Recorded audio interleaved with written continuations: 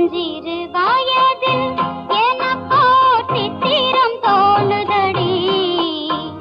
பின்னல் விழுந்தது போல் எதையோ பேசவும் தோணுதடி. செல்லம்மா பேசவும் தோணுதடி.